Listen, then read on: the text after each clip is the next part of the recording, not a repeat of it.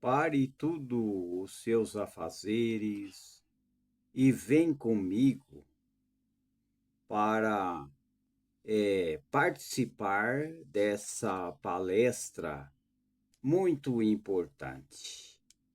Eu quero mandar a minha saudação a todos os brasileiros em primeiro lugar os da casa e depois, em segundo lugar, o pessoal de outras nações, da Argentina, do Uruguai, do Paraguai, do Panamá, né?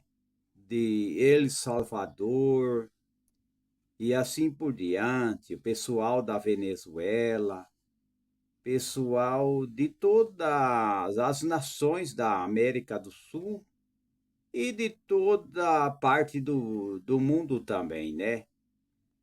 É um motivo de alegria poder falar com todas as pessoas, porque a gente deseja o bem de todos, né? Que todos sejam prósperos, que todos sejam abençoados, né? Pelo Criador, porque o Criador é que nos dá sustento, nos dá oportunidade para a gente viver nesse mundo. Mas eu quero, nesse momento, também falar sobre algum assunto, né? Alguns assuntos que está correndo, né? E a gente até anotou aqui, né? A gente anota para poder falar, né? Que é muito preocupante, né? Um canal, por exemplo, um canal do YouTube. Vamos ver o nome do canal aqui. Vamos ser desapropriados das nossas terras em Jaíba, Jaíba, Minas Gerais. O canal é Roberto Luna Vida na Roça. É o canal, preste atenção. Deixa eu olhar bem. O nome do canal que está dizendo: nós vamos ser desapropriados das nossas terras. De Jaíba, Minas Gerais. O canal é Roberto Luna Vida na Roça. Roberto Luna Vida na Roça. É só ver no canal do YouTube, as pessoas que querem assistir, que eu tenho falado, e foi gravado o vídeo em 8 de maio de 2026, né? 8 desse mês, né? Então, está comentando sobre um projeto, não sei se vem do governo federal, e estão querendo tirar esses agricultores que faz muitos anos que mora lá, né? 10, 15 anos que mora lá, lá em Jaíba, Jaíba, Minas Gerais. E fizeram uma reunião, a gente não sabe quem que é, fizeram uma reunião para que esses agricultores retirem dessas terras, né? São muitos agricultores ali, retirem daquelas terras e fizeram uma reunião que eles vão ter que sair da terra, né? Deixa eu arrumar a minha gravata. Não vai ficar perfeito, não vai ficar 100%. Às vezes aparece, né, na hora de gravar, tudo amarrotado. E a gente tem que pôr a mão assim para poder dar uma ajeitada, né? Então, esses agricultores participou dessa reunião, não se sabe se é do governo federal, e eles estão pedindo para os agricultores ali sair das suas terras, né, que tem há 10, 15 anos que mora lá, e fazem plantios, né, diversos. Eu não sei bem que plantio que é, né, em Jaíba, Minas Gerais. E eles estão reunindo para poder os agricultores concordar em sair, deixar as terras. São muitos agricultores ali e estão pedindo nessa reunião. Inclusive, assistindo o canal vou citar mais uma vez, esse canal é Roberto Luna Vida, na roça. Roberto Luna Vida, na roça, né? Eu já acredito que eu não vou repetir mais, já falei até demais, né? E eles querem que eles saiam de lá, que vão ser indenizados, né? Então é uma coisa estranha que está acontecendo no Brasil, né? E em outros lugares também, né? Tem muitos lugares que estão acontecendo isso daí. Mas como é que pode uma coisa dessa? Os agricultores tiveram trabalho, tiveram luta, tiveram dificuldade para conseguir, né, aquele sítio. Agora eles querem que os agricultores entrem em acordo, né, com essa reunião, porque eles vão ali montar um projeto ali, aonde os agricultores estão ali trabalhando e vivem lá há mais de 10 anos, que tem que sair para poder dar, se deixar livre ali para começar um projeto, que deve ser projeto do governo, não sei se é projeto do governo, né? Uns falam que é o projeto de uma empresa, né? Uma empresa que entrou lá e que vai tomar posse. Então, é preciso a gente defender o agricultor, né? Agricultor não pode ficar mudando assim como se fosse sair de uma casa para ir na outra casa. Então, o nosso país precisa ter mais apoio aos agricultores e não ficar tirando as pessoas da terra, mas pelo contrário, dar escritura. Quem não tem escritura, o governo deve liberar essa oportunidade para eles terem a escritura. É que nem os assentados. Os assentados que os sem teto ou sem terra, por exemplo, eles têm que dar a oportunidade, mas não retirar as pessoas da terra, né? Isso daí não está certo. E quem não tem escritura deve legalizar a escritura, né? Quem mora numa terra há muitos anos e não tem escritura deve legalizar, né? Então tem que ver isso daí também, né? Tem que ver isso com certeza e com urgência, né? Tem que ver com certeza e com urgência. Eu quero também comentar alguma coisa também sobre tijolos ecológicos.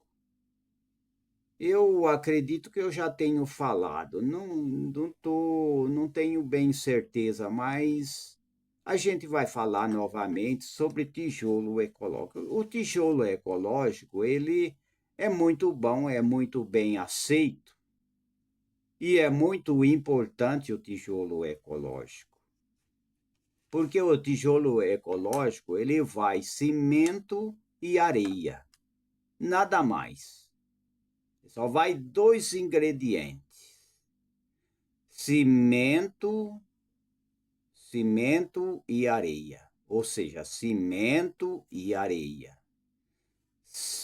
Vou fazer assim, cimento e areia. Então, é uma oportunidade, né? E aquele que não pode comprar, que acha que é muito caro, ele pode fazer, né, o seu tijolo ecológico comprando, né? Ele pode comprar a forma. Existe a forma, inclusive até o Mercado Livre ele fornece a forma. Então pode fazer, quem não tem condição de gastar muito dinheiro, pode comprar a forma, né, de fazer o tijolo ecológico e a quantidade certa, né? Tem que ver a quantidade certa, porque vai, acho que é uma parte de cimento e não sei se é 3 partes de areia, né? Uma coisa assim, né? Tem que ver certinho, né? Então é uma opção, né? Quem não pode comprar, eu já disse. Procura comprar uma forma, não somente do tijolo ecológico. Eu vou falar de outra construção, né? Outra coisa importante além do tijolo ecológico. O tijolo ecológico é o tijolo de solo e cimento, produzido a partir da mistura de solo, cimento e água, né? É claro que vai a água também, né? Sem a necessidade de queimar em forno. Então, esse tijolo ecológico, você não precisa passar no forno como era o tempo de que era feito, né, antigamente, né? Então não precisa, não há necessidade de passar.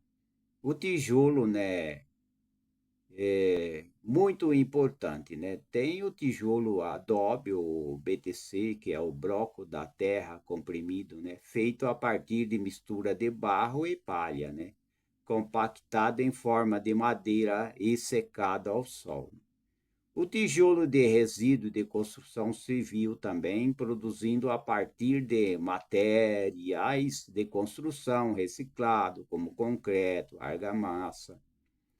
Tijolo de concreto celular, também fabricado a partir da mistura de cimento, água e pequenas bolhas de ar, né, que confere ao material um maior isolamento termoacústico, né? Então, primeiro, tijolo que é solo cimento a partir da mistura de solo, cimento e água, né? Segundo, tem o tijolo que é feito com broco da terra comprimido também, que é mistura de barro e palha também, né?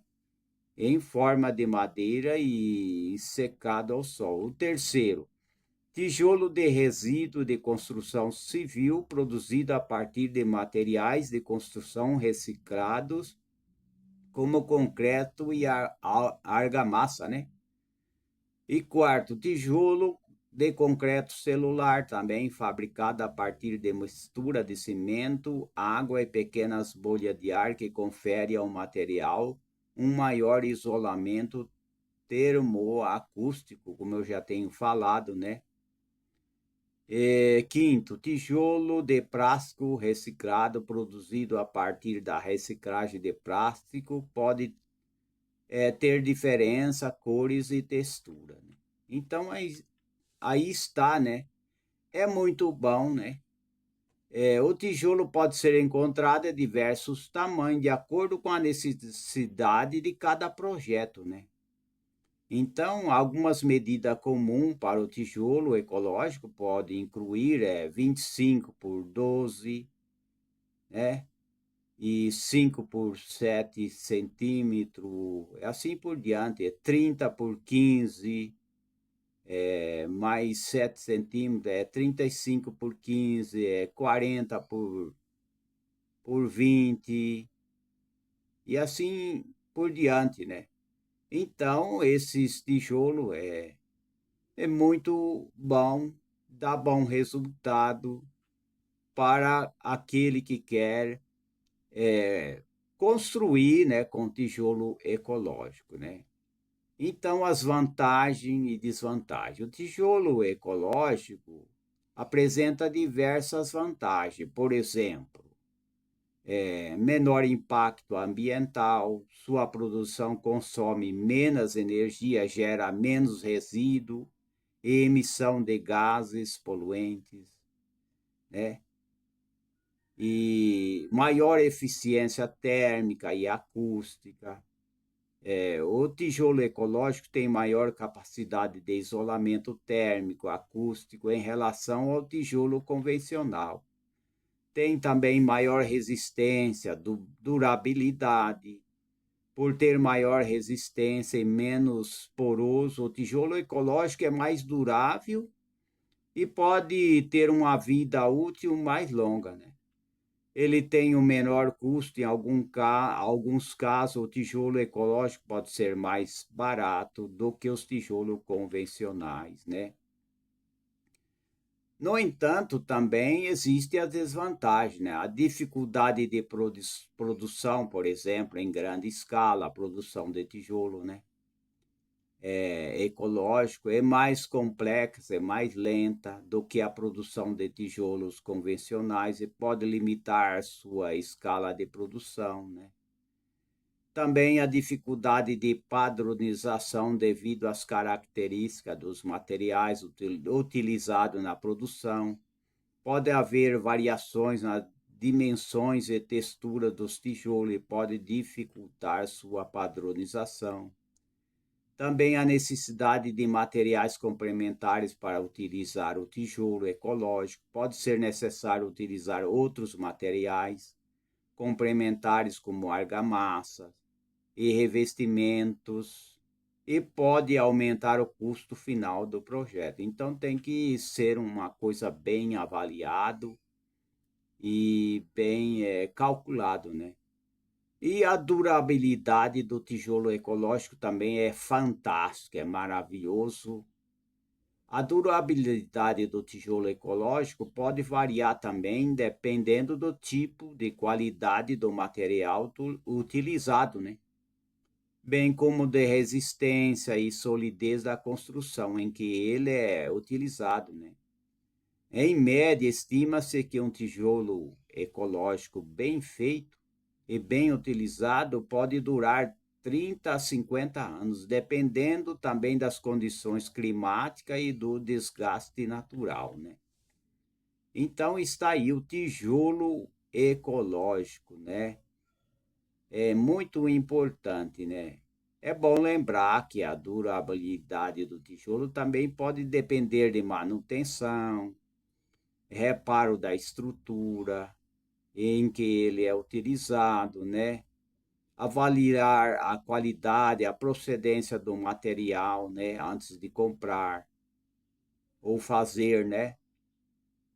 E quanto custa, por exemplo, 1 metro quadrado de tijolo ecológico no Brasil?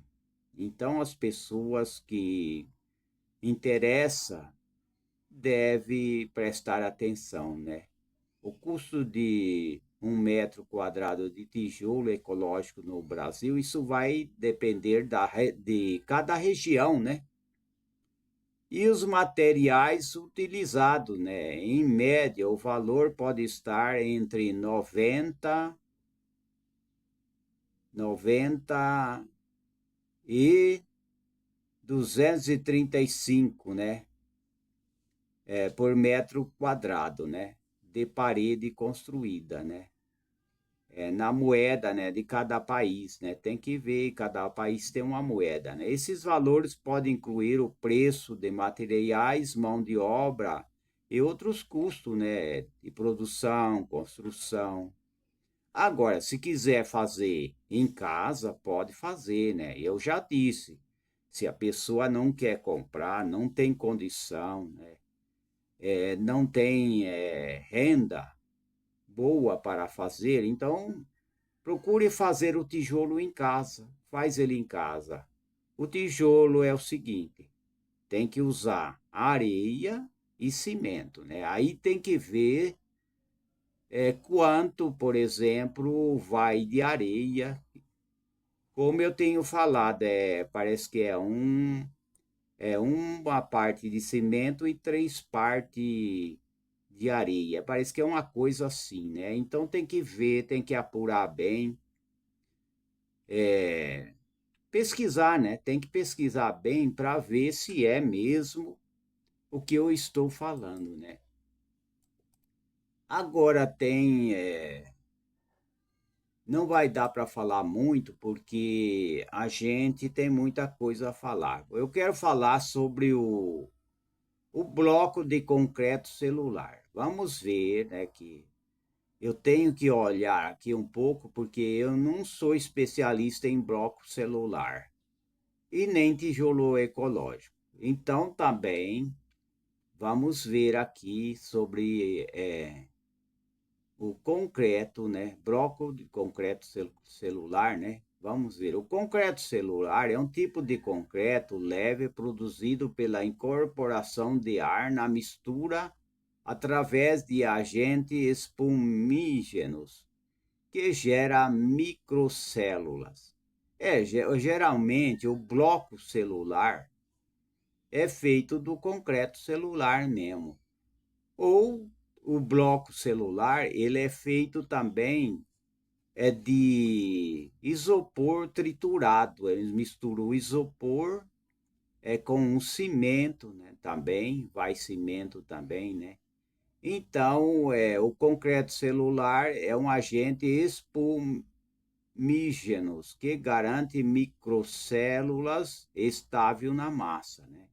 Então, o concreto ele é diferente do concreto tradicional, né? É outro tipo, né? Que utilizam agregados como argila expandido, né?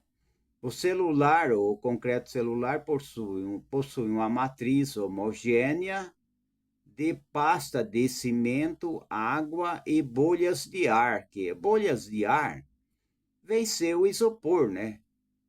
Usa muito o isopor, né? Então está aí, né? Então, pode fazer em casa também. O isolamento térmico acústico superior à estrutura celular do material atua como um excelente isolante. Então, é muito importante aqueles que querem e reduz a troca do calor com um ambiente externo isolado, acústico. Também é notável sendo crucial para lajes, parede, edifício, né, multifamiliares, né, redução da carga, estruturas, sua densidade, por exemplo, pode ser significativamente inferior do concreto convencional, né, chegando a 30% da massa, o que resulta na redução da carga permanente total para o engenheiro calculista, né? Maior resistência ao fogo, né? Então, tem tudo isso daí, né? O uso de concreto celular também é mais estratégico em área onde a leveza e o isolamento são primordiais, né? Então, está aí o concreto, ou seja, o bloco celular. Tem que fabricar o bloco, né? Do concreto celular, que é misturado o concreto com o isopor, ele se torna concreto celular, né? Então, ele é muito importante. Por exemplo, o preenchimento, regularização das lajes, ideal para contrapeso e laje de cobertura, onde a leveza é crucial para evitar sobrecarga na estrutura, né? Ela é mais leve, né? Parede de vedação, utiliza na produção de painéis, pré-moldados e blocos, né? Oferece rapidez, execução e melhora o desempenho termoacústico, né, da fachada, né? Enchimento estruturais em projeto de recuperação e preenchimento de vazios, onde a massa do material deve ser minimizada, né? Então, é muito importante o concreto celular.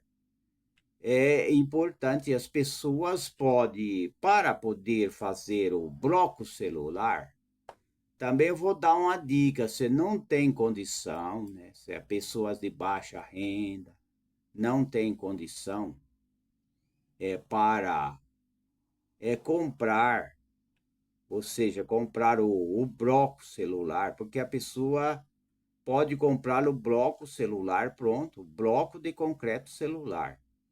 Se ele não tem condição, ele pode também fazer, aprender a fazer. Ele compra a forma, tem a forma que é vendido. Também pode ver lá no Mercado Livre lá que eles vendem a forma. E as pessoas vai fazendo aos poucos, né? E depois, depois que ele terminar tudo, aí ele pode começar lá a sua construção, né? É muito bom também esse projeto, né? Então tem vários projetos, né, que a gente não vai poder falar. Eu tenho comentado já na palestra passada, né, sobre como fazer uma lagoa, um lago. Não é difícil fazer uma lagoa, é claro, né? Não é de qualquer jeito, né? Eu estou repetindo o que eu falei. Para fazer uma lagoa, tem que usar uma lona, lona usada em silos, né? É silo, né? Será que eu estou errado? Acho que é isso mesmo, né? É uma lona dupla. Ela é dupla, ela é branca de um lado e ela é dupla, que tem uma parte preta também. Ela é dupla. E tem que fazer, por exemplo, ao fazer um lago, tem que contratar como é que chama lá? Tem que contratar uma máquina, né?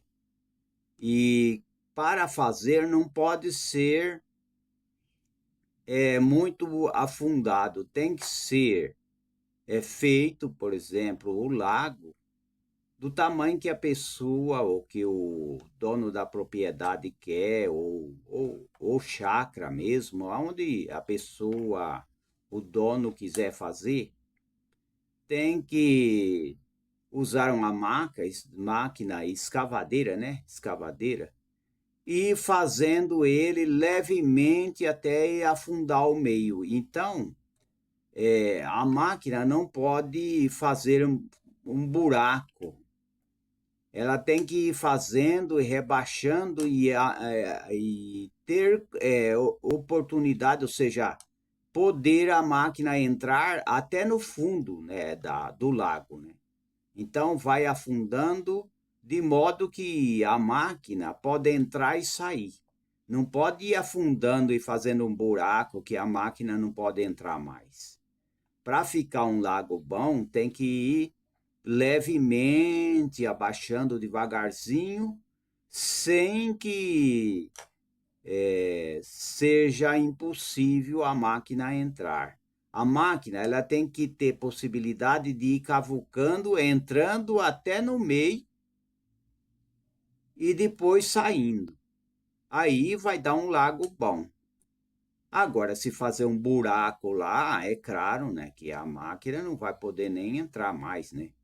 Então tem que fazer uma planificação, uma moldagem, de maneira leve, que vai abaixando devagarzinho, e que a máquina pode entrar e sair, entrar dentro do lago e sair, né? Para poder ir cavucando levemente, e não fazendo muito fundo, fazendo levemente e abaixando. E assim, nesse projeto, tem que ser assim para poder fazer o lago. E depois tem que usar é, essa lona de silo, usado em silos, e com 200 micras, 200 micras, né? Tem que ser essa lona, né? Essa lona tem que ser 200 micras e pode usar e pode fazer do tamanho que quiser.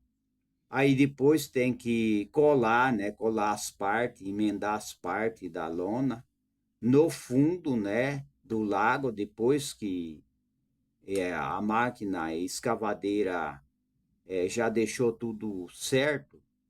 Aí tem que colocar as lonas, tem que colar com a cola, aquela cola boa, né? Tem que ser uma cola boa. Colar as partes, né? E emendar.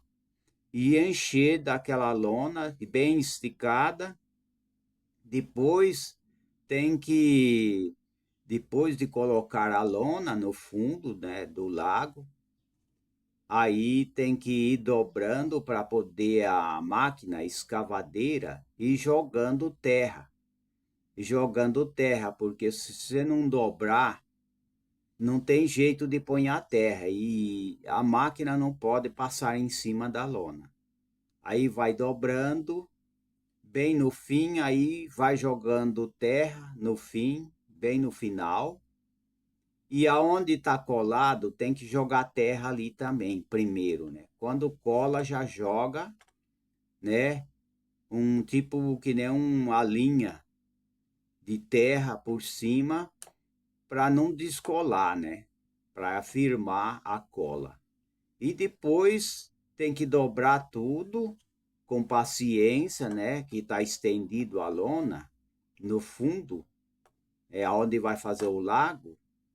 Aí tem que ir dobrando e a máquina tem que jogar a terra desde o começo. Aí depois vai esticando a lona e vai jogando, vai jogando. Depois, manualmente, as pessoas têm que esparramar aquela lona e tem que ser. A lona tem que ter areia de 25 a 30 centímetros por cima e não pode ter pato, ganso, né? Nem pato, nem ganso. E ter cuidado com os cachorros, né? Porque depois que esparramou a terra em cima da lona, tem que tomar cuidado também, né? Tem que tomar cuidado quando está ponhando a lona para os cachorros não chegar ali e rasgar, né? Porque os cachorros podem rasgar, então não pode ter animais ali perto, né? E nem vaca também, porque nesses lagos aí não pode deixar entrar animal, cavalo, vaca, porque eles vão entrar ali dentro do lago, eles vão pisar e vão furar a lona. A lona é para não ter filtragem, para não sair a água, né? Não secar a água, para manter. E essa lona, ela vai durar muito tempo, com certeza, né? Se ter cuidado, não deixar entrar animais. Agora, pode criar animais, ou seja, peixe pode. Tem muitos peixes, né? Tilápia e outros tipos de peixe. Eu não sei se eu marquei aqui. Tem vários tipos de peixe que as pessoas podem ter, né? Pode criar, com certeza, né? Com certeza. Deixa eu ver aqui. Vários tipos, só não pode ser escarpa, né? Escarpa, que pode furar a lona. E nem animais podem entrar lá, né? Com certeza, né? Nem animais podem entrar ali dentro. Não pode. Por quê? Porque vai furar a lona e pode durar 10 anos ou até mais, né? E vai ficar um lago muito bom, né? Vários peixes pode criar peixe, pode. Então está aí, né? E eu quero falar também, mudando de assunto, porque eu não vou poder ficar falando somente sobre isso, né? Eu quero falar também sobre, vamos ver aqui, o pão de Ezequiel, né? Faça em casa esse alimento natural de textura fofa e cheio de benefício, né? Então, eu quero comentar, né, aquela parte, né, que fala lá no livro da Bíblia, em Ezequiel 4, 9, né? 4, 9, que fala o seguinte, né? Fala sobre aquele pão que muitos pesquisadores indicam que ele é de baixo índice glicêmico, né? Ele é bom para os diabéticos e ele tem minerais. Esse pão tem que ter uma mistura no meio, né? É que nem o pão que é colocado torresmo no meio. Ele fica uma delícia. Assim também esse pão. Vamos ver. Que está dito lá, vou repetir, Ezequiel 4:9, que diz assim: toma o trigo e a cevada e favas e lentilhas e coloque numa vasilha e faze deste ingredientes um pão, é isso aí, um pão. Faz o pão segundo o número dos dias, que tem número dos dias, né?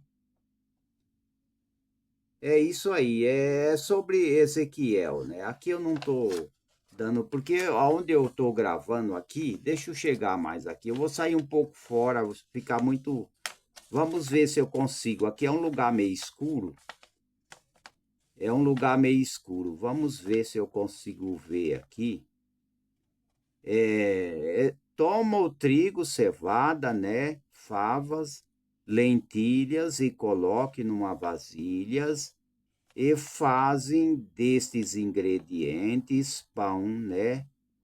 Segundo o número de dias que te deitares, né? Deitares sobre o teu lado. 390 dias comerá este pão, né? Então está aí. Mas existe quase igual, idêntico ao pão, o pão de Ezequiel, que está predito na Bíblia. Pode fazer, por exemplo, que é muito bom também. As pessoas podem. Eu vou dar uma dica dessa receita aqui.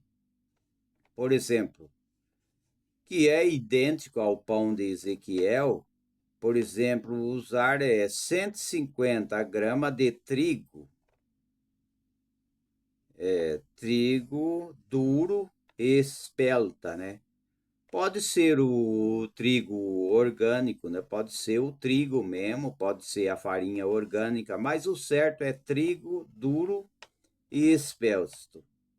É 150 gramas. E 30 gramas de grão de bico. E 50 gramas de lentilha. E 30 gramas de semente de paico com casca, né? E 30 gramas de cevada com casca. Aí depois tem que triturar, né? Tem que triturar tudo isso daí. Deixa eu ver aqui. Vamos ver mais informação sobre esse pão aqui que eu estou falando. Ele é muito importante, né? Vou comentar novamente, né? Como que está indicando aqui, né, sobre esse pão. É muito delicioso e ele é bom para a saúde também. O pão de Ezequiel, né? Toma o trigo, cevada, fava, lentilhas e coloque numa vasilha e faze deles o pão, que é o pão de Ezequiel, né? E é o que eu já tenho falado, né? Atenção, vou repetir de novo. 150 gramas de trigo duro ou espelta, 30 gramas de grão de bico, 50 gramas de lentilha, 30 gramas de semente de paiso com casca e 30 gramas de cevada com casca. O preparo. Na hora de preparar o pão das sementes, deve estar bem sequinha, de maneira que não deve lavá-la na hora de usar, né? Então, se estiver úmida, vale a pena apertar num pano de prato.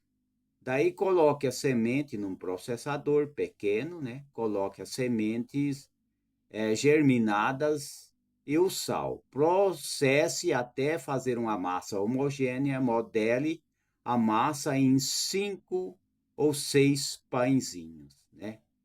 E coloque numa assadeira untada e asse por 2 horas em forno pré-aquecido a 110 graus centígrados. Pincele a superfície com água para evitar que ele resseque, né? E vire-os e asse por mais 1 hora e meia ou 130 graus centígrados. Sirva quente, né? Então, isso daí também é muito importante, né? Então, o pão de Ezequiel é muito, foram pesquisados e é bom, né? São bons, né, esses pão. É importante, são pão igual aquele pão que faz com torresmo. Vale lembrar as pessoas, né, que está ouvindo, que participa e assiste a nossas palestras, que já existe a farinha de trigo orgânica, que é boa. A farinha de trigo orgânica é melhor do que a farinha branca. Também ajuda. Pode fazer o pão de aveia, misturado com farinha de trigo integral. Pode também, pode, não tem problema. Se quiser fazer de aveia, se quiser fazer de cevada também, misturar cevada, né?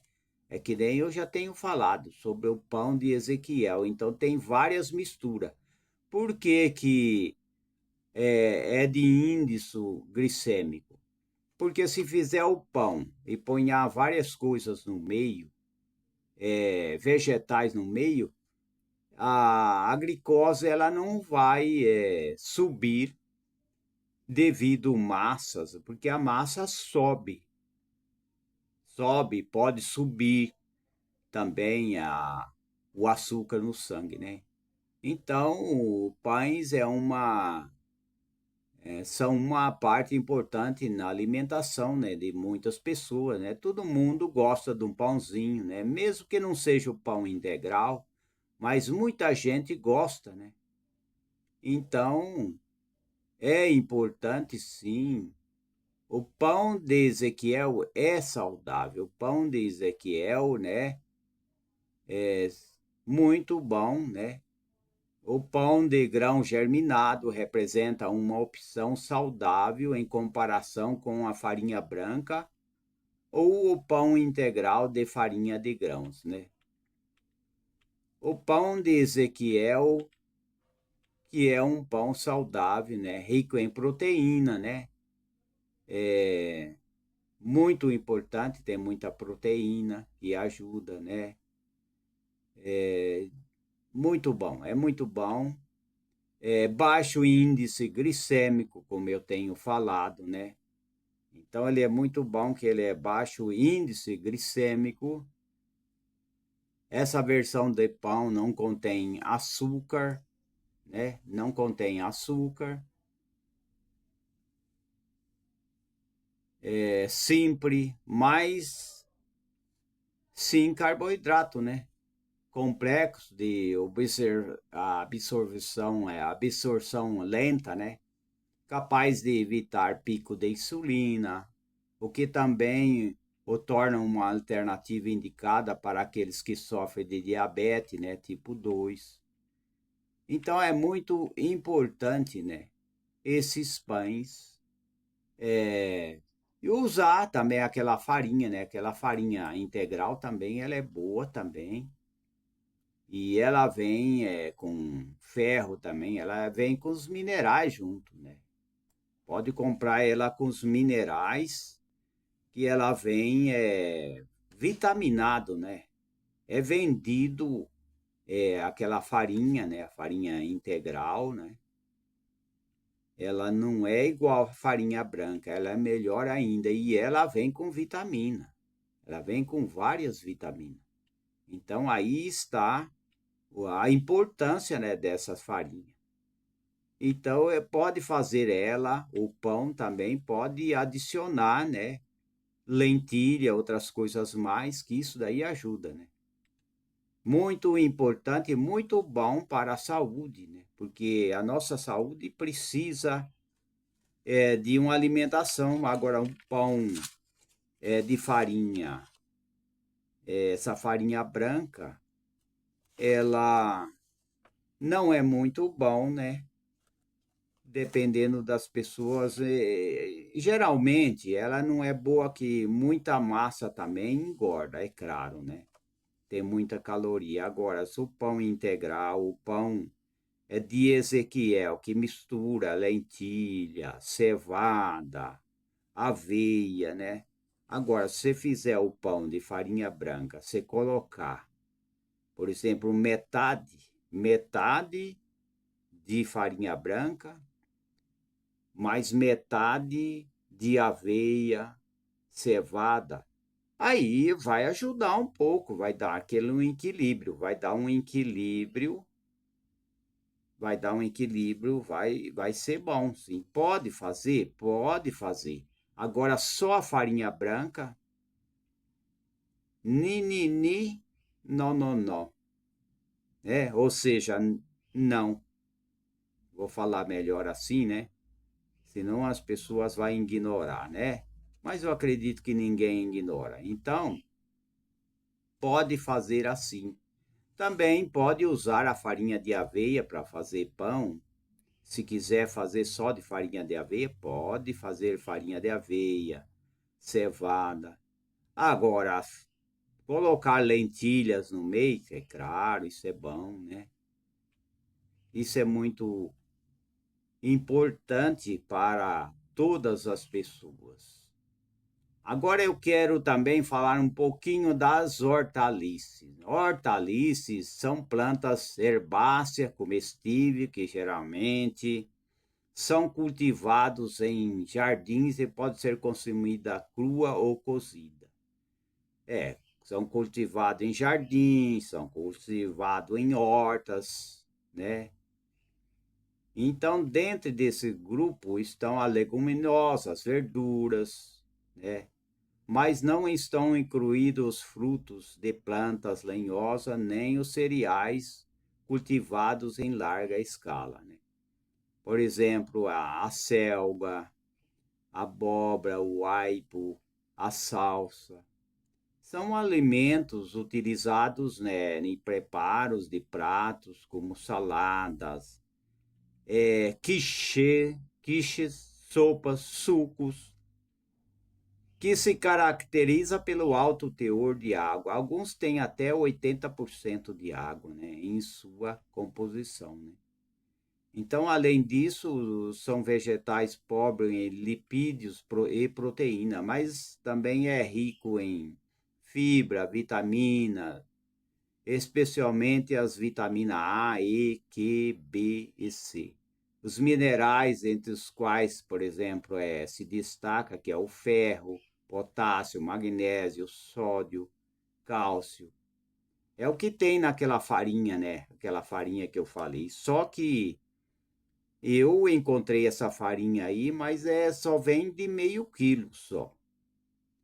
Ele tem essa farinha integral, ela tem ferro, ela tem magnésio, ela tem, acho que potássio, cálcio. Então é uma farinha que é diferente da farinha branca. A farinha branca, ela, principalmente aquela que usa bolsinha de colostomia, por exemplo, sabe, aquelas pessoas que fez cirurgia e usa bolsinha de colostomia, não pode ficar comendo massas, porque a massa ela pode empanzinar, né, o intestino, né? Então, quem tem bolsinha de colostomia, por exemplo, comer coxinha, não é indicado comer coxinha, principalmente se for com uma farinha branca, que aquilo lá muitas vezes pode empanzinar, né? Porque quem usa aquelas bolsinhas de colostomia deve evitar comer massas, coisa que pode empanzinar ou dificultar o funcionamento do intestino. Procure alimentar com coisas mais, que tem mais fibra, né? Para não ficar sofrendo, né? Para não dar problema depois do intestino. Principalmente quem tem a bolsinha, que usa a bolsinha, não é aquela bolsinha que, é uma bolsinha que usa e que não pode tirar. Então, não use, não coma muita massa, evite a massa. Come mais alimentos que seja bom para o funcionamento do intestino, né? Então, está aí a dica, né?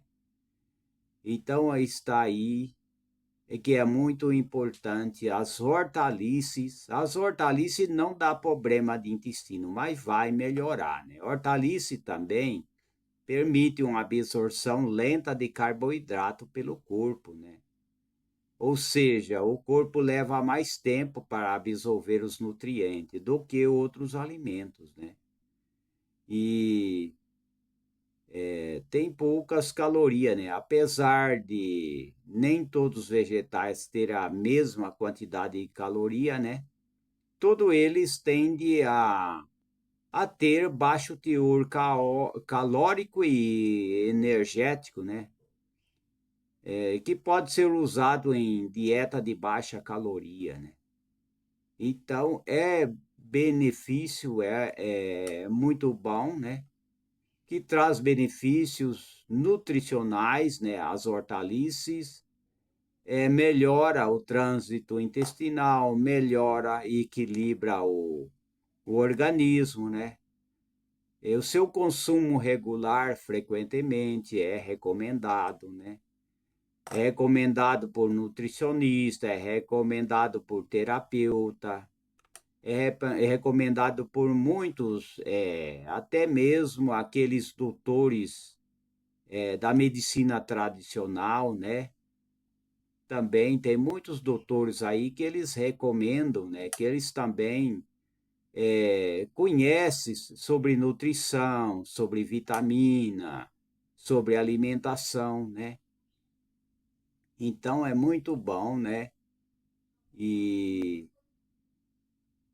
muito bom também é usar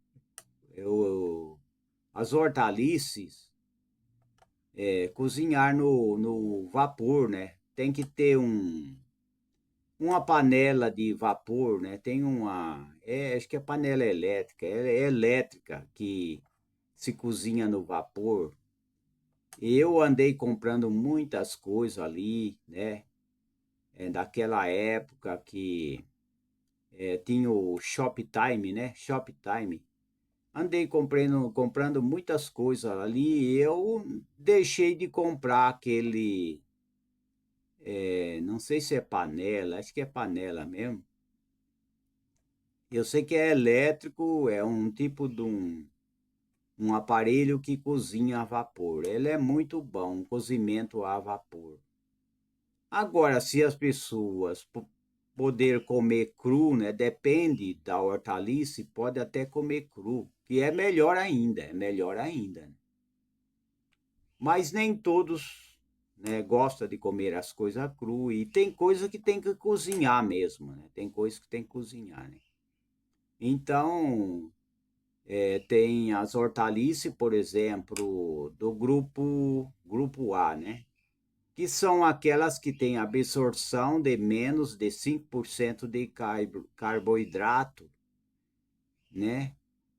Que é muito importante, né? Usado na dieta de baixa caloria, vai ajudar bastante. Por exemplo, no grupo A, a gente tem, por exemplo, a selga, espinafre, alface, aipo, berinjela, couve-flor, rabanete.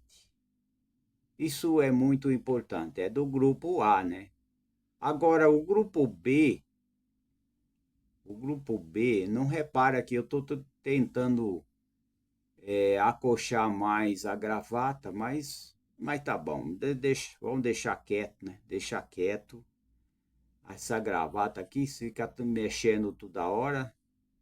Mas vamos ver aqui, grupo B são aquelas que têm 5 a 10% de carboidrato. Por exemplo, a cebola, o nabo, as ervilha, alcachofra, a cenoura, a beterraba.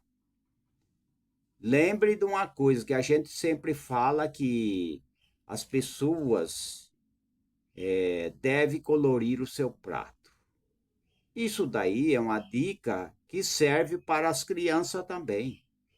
Colorir o prato. Você vai, por exemplo, jantar ou almoçar, né?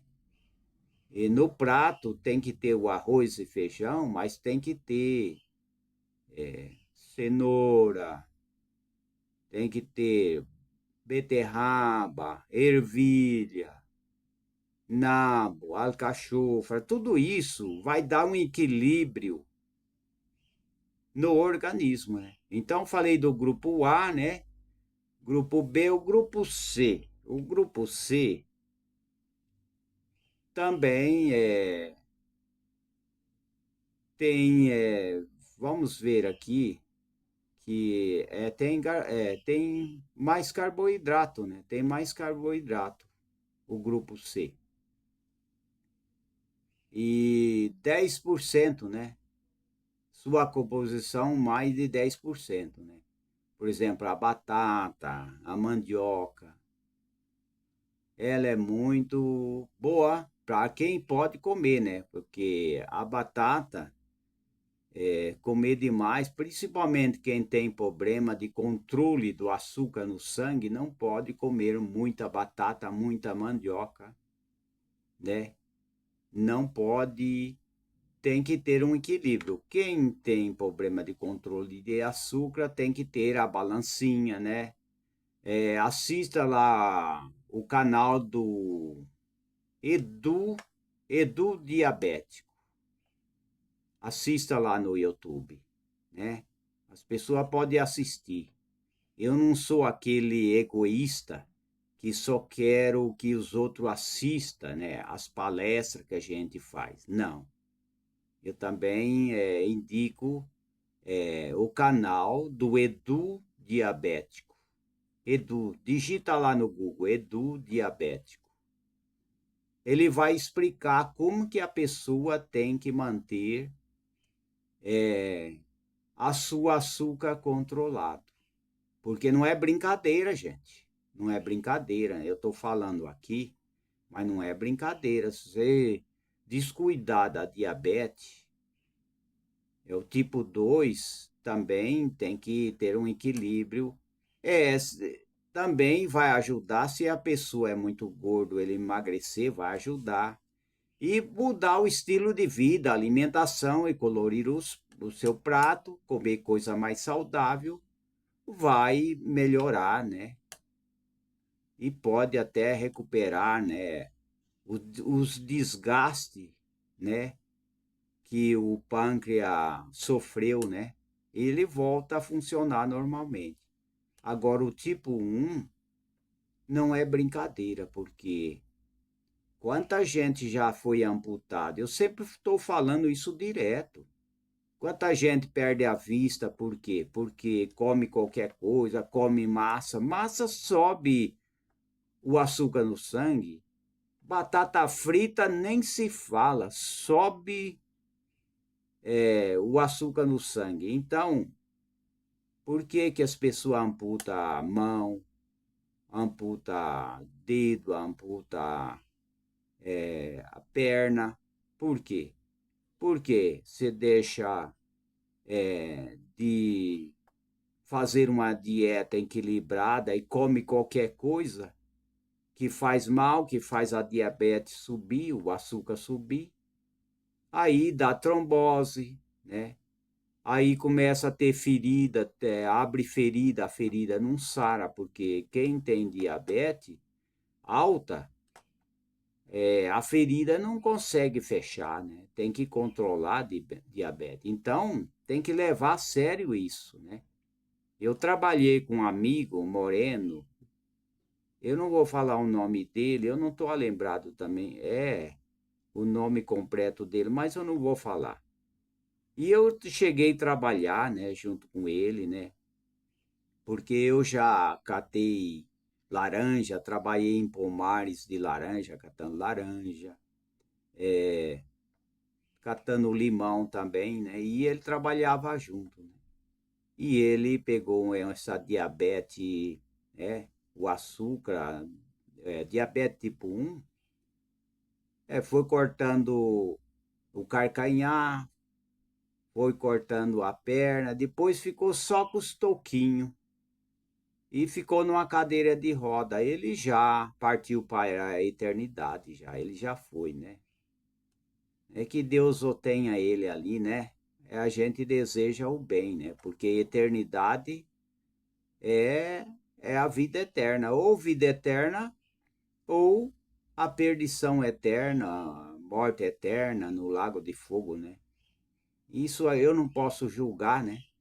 Quem sou eu para julgar os outros se ele partiu para a eternidade? Eu posso falar. Eu não posso falar se ele está na vida eterna ou no sofrimento eterno, porque o que a gente colhe, a gente vai plantar aqui, a gente pode colher aqui, pode colher na eternidade. Então está aí, né? Os vegetais, as hortaliças são muito bons para as pessoas, né? E quero também mandar a minha lembrança, né? Minha lembrança também para uma igreja chamada Igreja Assembleia de Deus, do município de Pindorama, a Igreja da Assembleia de Deus, que fica na rua Alípio Dias Júnior, lá em Pindorama, e também da Igreja Assembleia de Deus de Roberto, estado de São Paulo também, né, que tem reunião ali, né, sábados e domingo, e também tem a Assembleia de Deus também, lá de Catanduva, que fica na rua Rio Grande do Norte também, né, 151, né, no bairro Higienópolis, né, em Catanduva, né. Então, sábado e domingo, às 19 horas, né, que vem à noite, tem reunião, né, nessas igrejas. Então, eu quero mandar a minha lembrança, né, e cumprimentar pessoal aí da igreja de Roberto, né, que é distrito de Pindorama, que tem cultos sábados e domingos às 19 horas da noite. E cumprimentar a todos, aquelas irmandades, aquele pessoal, né?